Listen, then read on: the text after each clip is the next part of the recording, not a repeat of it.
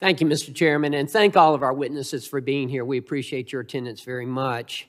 From day one, I urged for there to be transparency on the massive amounts of money this Congress has been providing to the executive branch.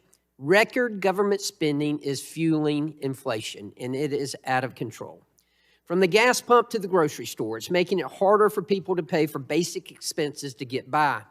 We just learned that funds from the Democrats' quote, American Rescue Plan have been spent on things like a hotel, a ballpark, and ski slopes. This is the kind of waste we warned about when Democrats acted alone to spend $2 trillion. Where's the accountability we've been asking for?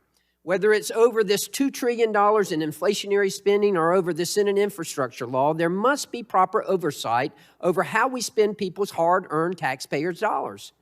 American families who are struggling to afford gas, cars, food, new clothes, and heating their homes, they deserve the certainty that their duly elected representatives are leading to ensure funds aren't wasted or abused. We should all be asking if the federal government wants to spend more money. Can the American people afford it? Today is an important opportunity for this subcommittee to review and conduct oversight over the Safe Drinking Water Act provisions in the Senate infrastructure law, and I appreciate the chairman scheduling it. That being said, we're missing an important witness, the Environmental Protection Agency. The EPA is responsible for implementing the law we are discussing today. I hope, Mr. Chairman, that you will work with us to invite EPA to testify about its implementation of the $35 billion in funding for safe drinking water programs. So let me be clear. My stated concerns with the drinking water provisions in the Senate infrastructure law are about transparency and accountability. Without question, I want our communities to have safe drinking water. I was a mayor at one time. I get it. I understand how important it is.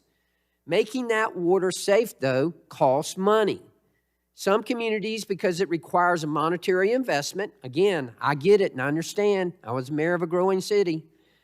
Because it requires a monetary investment, they need help from the federal government. But simply throwing money at drinking water challenges using a federal one-size-fits-all approach is no way to solve the problems many communities face.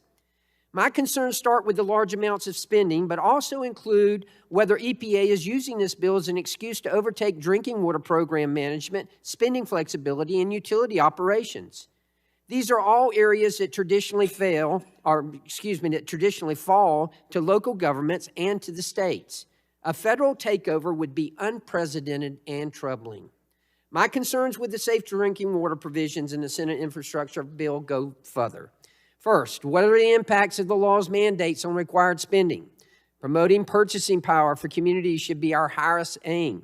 If we swallow up this goal with requirements that strain the ability to complete necessary projects, we do both taxpayers and those serving communities a disservice. Second, how will this additional new funding and EPA's guidance affect existing state drinking water revolving funds? And will any of the changes relate only to the Senate infrastructure funding, or will they have long-term impacts to project prioritization on the state revolving fund?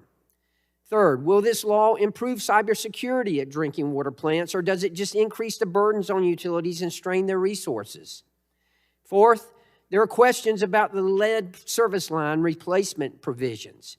For example, do EPA and the states know where the lead service lines are, and will the agency ensure that millionaires do not benefit under this program? Finally, there are concerns about rural communities' role in the funding. Will rural communities have access to funding and technical assistance, or could they fall just outside of the definition of disadvantaged communities? The Senate infrastructure law has both substantial authorizing and appropriations provisions, so we have a lot to cover today. Again, I hope in a future hearing, the EPA is here to formally answer questions about its use of $35 billion in additional funding. This is important to ensure accountability and understand any changes that may be needed in the law. Thank you, Mr. Chairman, and I look forward to our conversation today, and I yield back. The gentleman yields back. The chair reminds members that pursuant to committee rules, all members' written opening statements shall be made part of the record. I now introduce the witnesses for today's hearing.